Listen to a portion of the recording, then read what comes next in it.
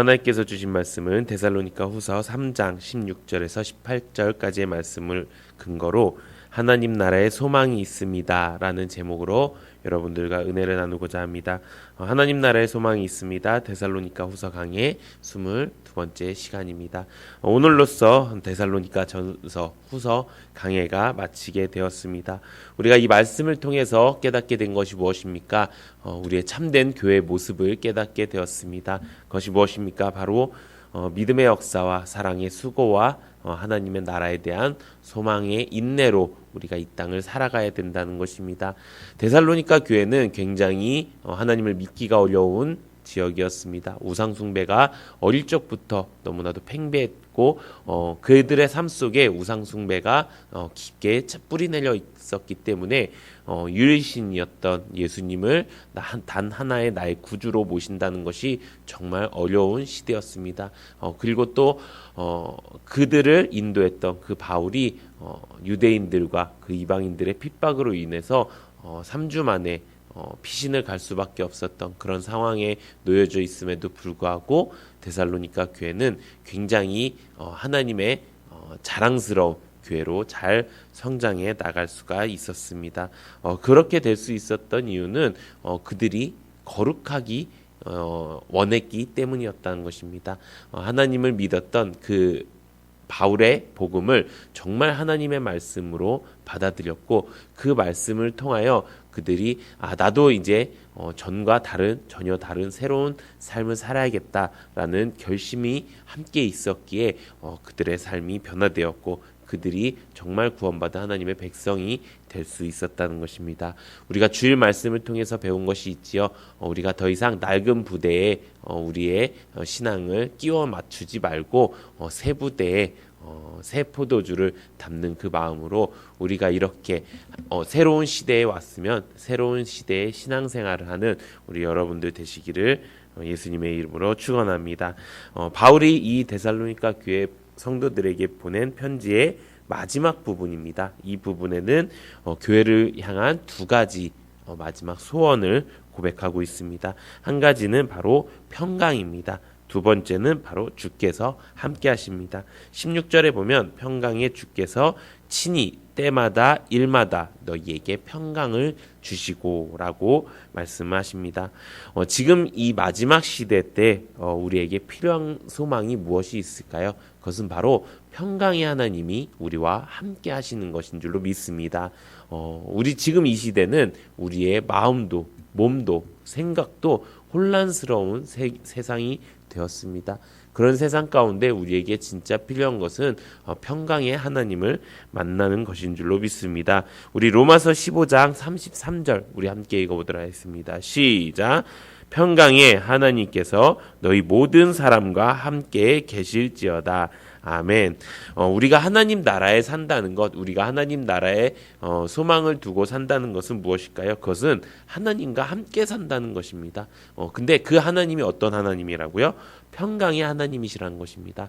다시 말하면 평강의 하나님이 나의 왕이 되시고 나의 주인이 되신다는 것입니다. 그러면은 나의 왕이신, 나의 주인 되신 평강의 하나님께서는 자기 백성에게 어떻게 하실까요? 우리 시편 29편 11절 함께 읽어보도록 하겠습니다. 시작. 여호와께서 자기 백성에게 힘을 주시며 여호와께서 자기 백성에게 평강의 복을 주시리로다. 아멘. 뭐라고 말씀하십니까? 두 번이나 이야기합니다. 여호와께서 자기 백성에게 무엇을 주신다고요? 힘을 주시고요. 무엇을 주신다고요?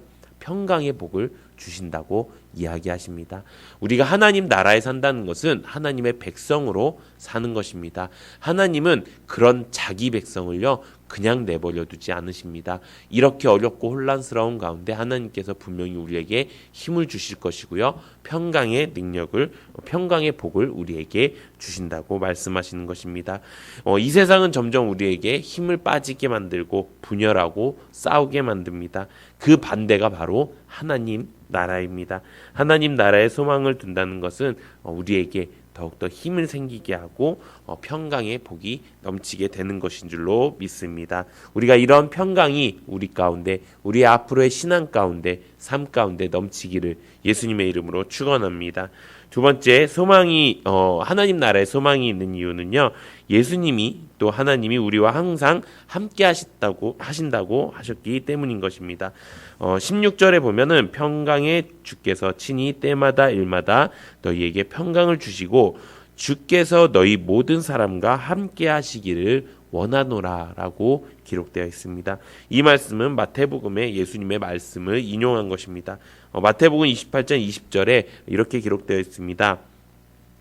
내가 너희에게 분부한 모든 것을 가르쳐 지키게 하라. 볼지어다 내가 세상 끝날까지 너희와 항상 함께 있으리라 하시니라. 아멘. 예수님은 우리와 함께 평생 함께 하신다고 말씀하고 계십니다. 이것이 우리의 소망이 되어야 되는 줄로 믿습니다. 우리는 누구와 함께 있느냐에 따라서 삶의 질이 바뀝니다. 우리가 어릴 적에 누구와 함께 있을 때 가장 힘이 날까요? 누구와 함께 있을 때 가장 두려움이 없을까요? 바로 부모님일 것입니다. 그것과 마찬가지로 지금 우리 가운데 우리가 이 세상을 살아가는 데 있어서 가장 두려움 없이 다닐 수 있는 것, 가장 힘이 나서 다닐 수 있는 것은 바로 나의 아버지 대신 하나님과 예수님과 함께하는 삶인 줄로 믿습니다. 우리가 이것을 깨닫고 살아가야지 우리 삶 가운데 두려움이 없는 것입니다. 내가 나 혼자 있다고 생각하기 때문에 내가 의지할 것이 나밖에 없다고 생각하는 그런 생각들이 있기 때문에 우리가 두려움에 빠지는 것입니다. 나를 절대로 내 발 아래 마귀를 두면서 나를 절대로 상하지 않게 하시는 이가 바로 하나님이시고 그런 하나님이 우리와 항상 함께 하시는 줄로 믿습니다.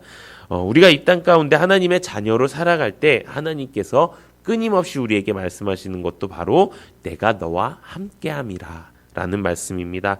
아브라함에게도 모세에게도 또 여호수아에게도 다윗에게도 내가 너와 함께하겠다라는 약속이 있었기에 그 어려운 환난과 고난과 역경을 다 이길 수가 있었다는 것입니다.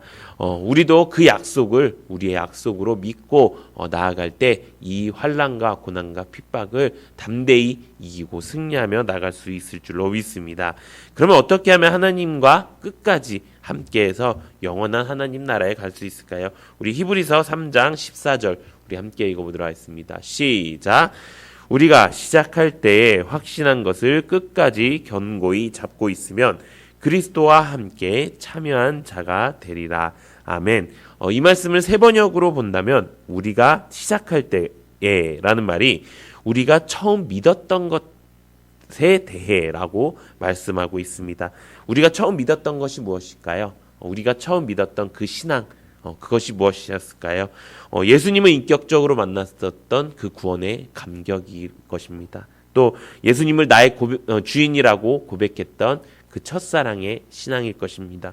또 예수님 한 분만이면 나는 만족합니다라고 했었던 그 순수의 신앙, 우리가 그것을 찾는 은혜가 있기를 바랍니다. 이렇게 우리가 믿었던 것들에 대해서 끝까지 견고히 잡고 있으면 그리스도와 함께 참여한 자가 될 수 있다는 것입니다. 이 땅은 점점 예수님을 하나님을 믿기 어려운 시대가 되었습니다. 한번 무너진 교회의 권위는 다시 세워지기 힘들 수 있습니다. 이제 코로나가 아니라 다른 어떤 일이 와도 교회는 힘을 내어서 이야기할 수가 없을지도 모릅니다. 그런 상황 가운데서 우리가 앞으로 나아갈 방법이 무엇이 있을까요? 그것은 바로 하나님 나라의 소망을 두는 것입니다. 그렇게 우리가 하나님 나라의 소망을 두는 방법이 무엇입니까? 평강의 하나님을 우리가 만나는 것입니다. 내가 평강의 하나님, 내가 하나님 나라의 백성이기 때문에 하나님께서는 자기 백성에게 힘을 주시고 평강을 주신다는 그 말씀을 그대로 믿는 것입니다. 또 무엇을 믿는 것입니까? 평생 나와 함께 하시겠다는 그 하나님의 말씀을 믿는 것입니다. 내가 잃어버렸던 내 첫사랑의 신앙, 내가 잃어버렸던 주님 한 분만이면 나는 충분합니다라고 생각했던 그 신앙, 내가 주인 되었던 그 삶을 내려놓고 이제 예수님이 나의 주인이십니다라고 고백했던 그 신앙의 모습을 우리가 되찾고 우리가 앞으로 나아갈 때 이 땅에 살아가는 동안 우리는 하나님 나라를 경험하고 소망할 수 있을 줄로 믿습니다. 우리가 이 말씀을 통해서 점점 더 우리의 신앙은 굳건해지고 또 믿음의 교제는 더욱더 풍성해지면서 사랑의 수고와 하나님의 나라에 대한 소망이 넘치는 그런 귀한 삶을 사는 우리 성도님들 되시기를 예수님의 이름으로 축원합니다.